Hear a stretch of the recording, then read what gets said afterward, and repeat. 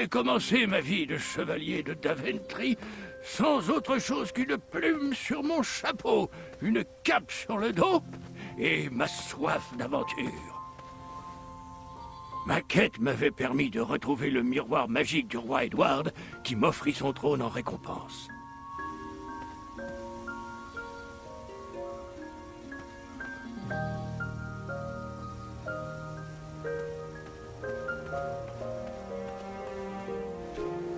J'avais hérité d'un royaume charmant, mais fragile, et je fis de mon mieux pour lui rendre sa grandeur d'antan.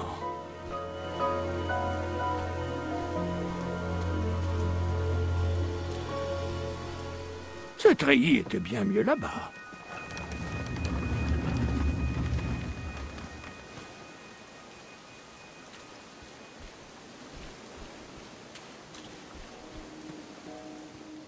En quelques années, j'étais devenu le roi que j'avais toujours rêvé d'être.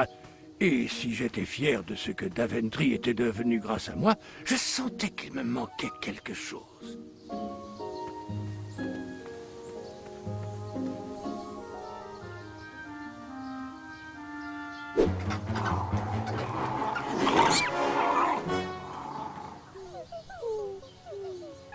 Non! Non, ce n'est pas bon. Pas bon du tout. Ça ne peut pas s'être passé comme ça. Je tenais beaucoup trop à ce hibou. J'ai sûrement oublié un bout de l'histoire.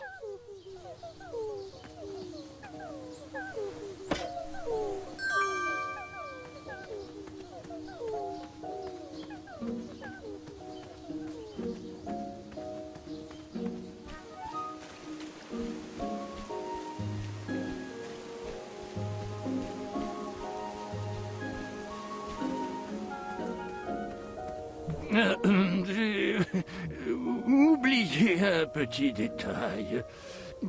J'avais commencé ma vie de chevalier de Daventry sans autre chose qu'une plume sur mon chapeau, une cape sur le dos, ma soif d'aventure et une petite pelle dans la poche.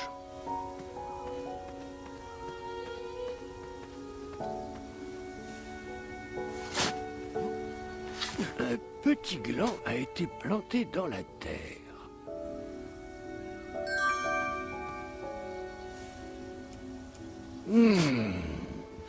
Pas de trésor. J'ai planté ce gland miniature. Une façon pour moi de célébrer ce nouveau départ.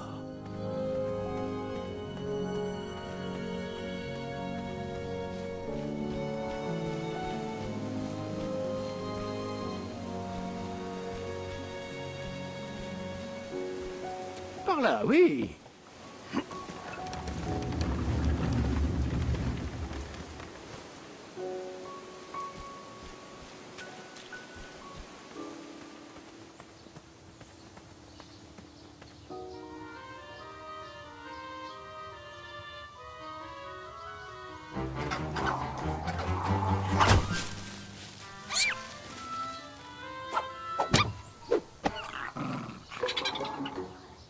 J'ai dû rater quelque chose dans cette équation.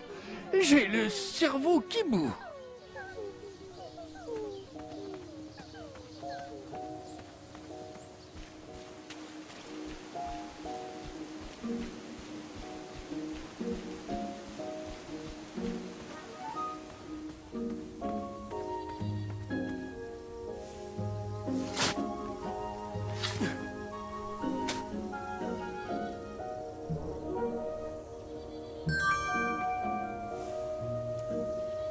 Il y a déjà quelque chose en train de pousser à cet endroit.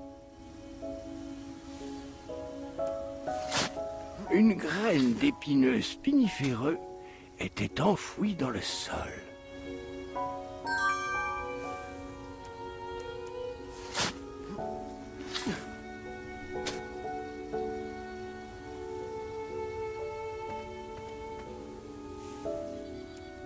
C'était l'endroit idéal pour réussir à faire pousser un épineux spiniféreux.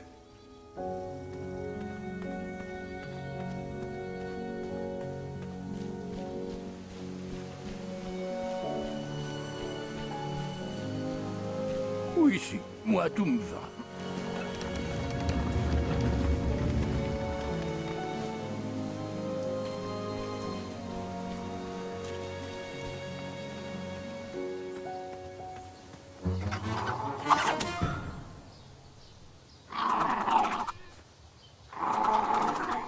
Cette famille de hiboux faisait plaisir à voir, mais une inquiétude me saisit. Mon royaume était prospère, mais j'étais seul. Pour qui étais-je en train de bâtir Daventry?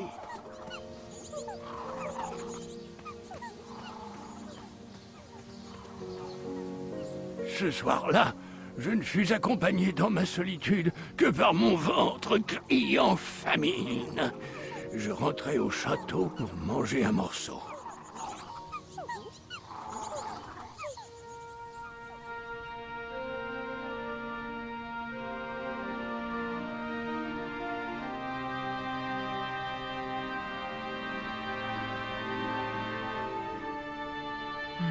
À quoi bon avoir un tel repas si je n'ai personne à ma table?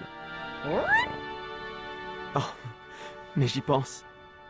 Et voilà. Sire, le décret de Daventry numéro 74-311... Je sais, pas d'animaux à la table du dîner. Les Hobblepot ont-ils répondu à mon invitation à dîner? Je crains que non. Je ne les ai pas vus depuis un moment. Désolé. Tu as raison, je pourrais peut-être inviter les gardes à dîner avec moi.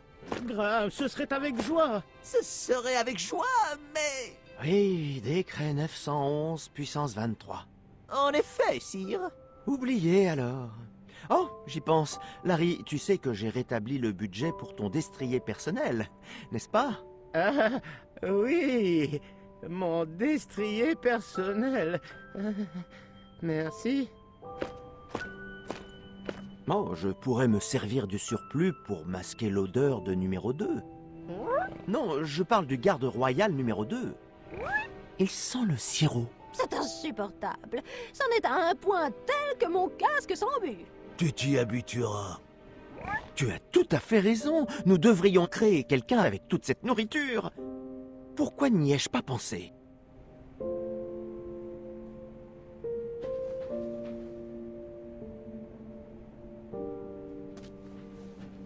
Sacré muscle! Dur de croire que t'avais du mal à trouver une petite amie. Je m'étais musclé surtout pour moi-même, Gwendoline. Je te remercie. Quelqu'un avait placé un trône vide juste à côté du mien, sûrement le garde royal numéro 2. Il s'inquiétait du fait que je ne sois pas père ou grand-père. Ah oui, tu te sers de ton nom dans tes jeux de mots maintenant. Ne me dis pas que tu es étronné.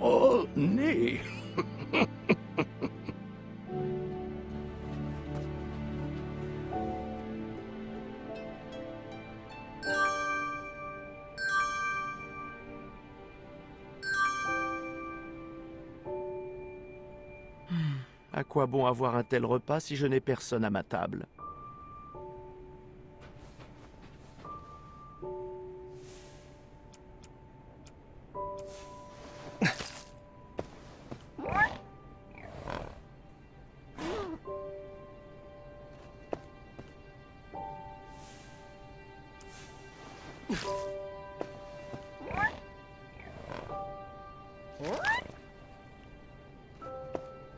Des petits pois, sire. Pardon, je suis allergique à la lavande.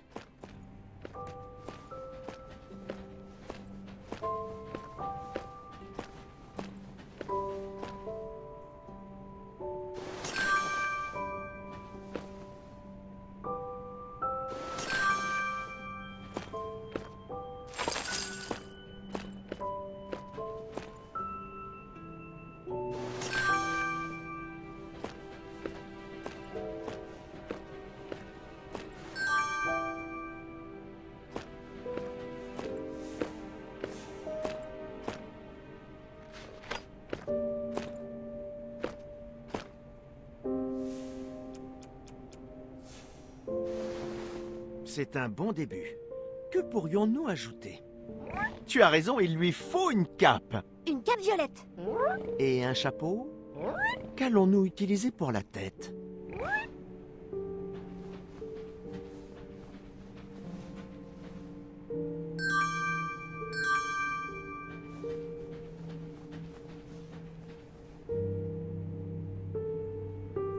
Tu as raison, il lui faut une cape. Une cape violette.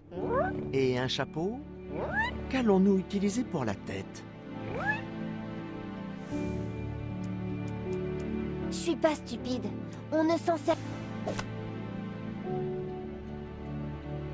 Tu as raison, il lui faut une cape. Une cape violette. Qu'allons-nous utiliser pour la tête?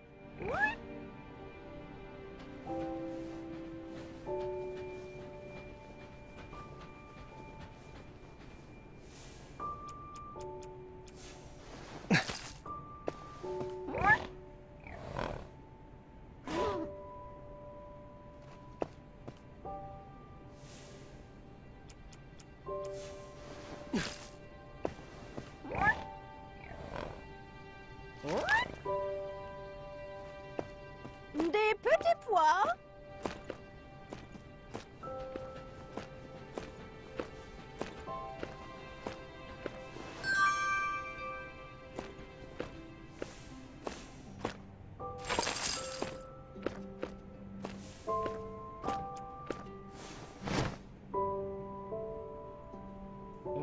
Qu'allons-nous utiliser pour la tête?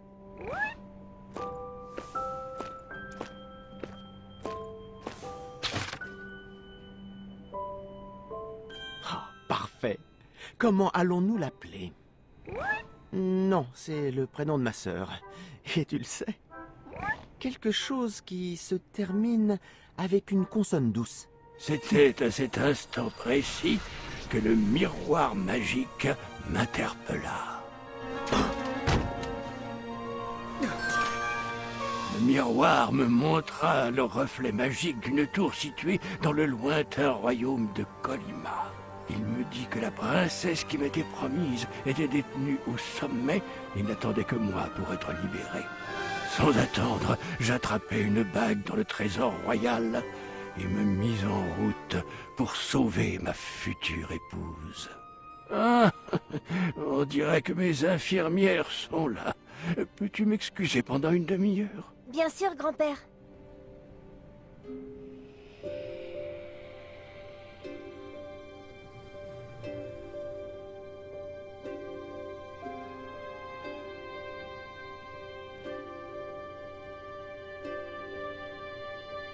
Gwendoline, à ton tour. Oh. Qu'est-ce qui leur prend si longtemps? Je ne sais pas trop. Il doit être en train de raconter des blagues aux infirmières.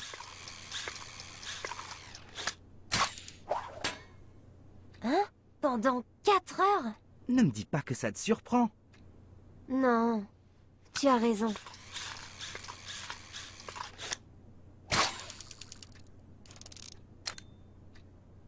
Sinon, c'est bientôt l'anniversaire de grand-mère. Je ne lui ai pas encore trouvé de cadeau. Maman m'a aidé à choisir le mien. Elle m'a dit que c'était le cadeau idéal. Très bien, les enfants. Votre grand-père est prêt à vous voir. Gwendoline, il voudrait te voir en premier.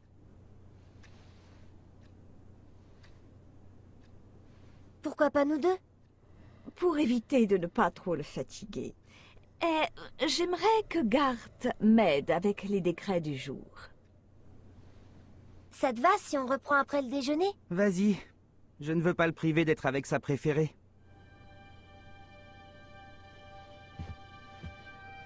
Votre grand-père n'a pas de préféré, Garth. Il vous aime autant tous les deux à sa façon. Bien, range tout et retrouve-moi à la salle du trône. Il y a 3 plateaux de hors-d'œuvre qui t'attendent. À sa façon. Bah, c'est sans importance. Tant que l'addendum 48-677 est en vigueur.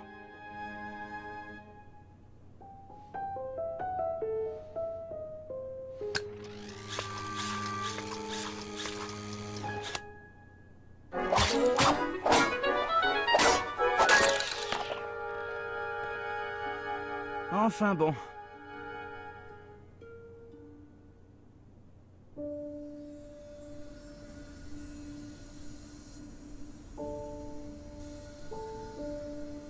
Allez, il y en a bien encore une autre là-dedans. Juste une dernière quête. Une autre entaille sur ma plume. Un voyage vers le royaume de Neptune ou une traversée du désert sans fin. Pitié, miroir, une dernière aventure.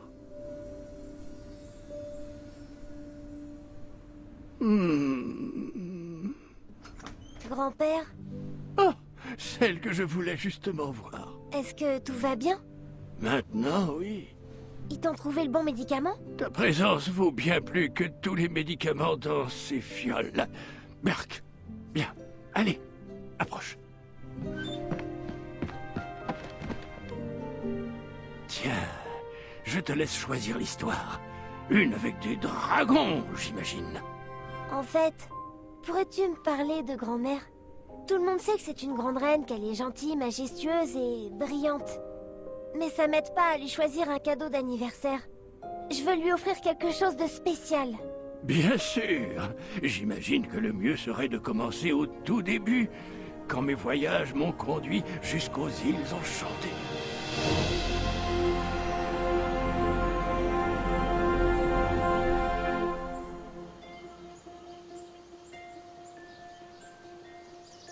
Grand-père, maman m'a déjà raconté cette histoire. Je pensais que tout Daventry la connaissait. T'as gravi la tour, sauvé la princesse Valanis, vous êtes tombés amoureux et vous avez vécu heureux. Non. Mais les contes de fées simplifient toujours les histoires de cœur.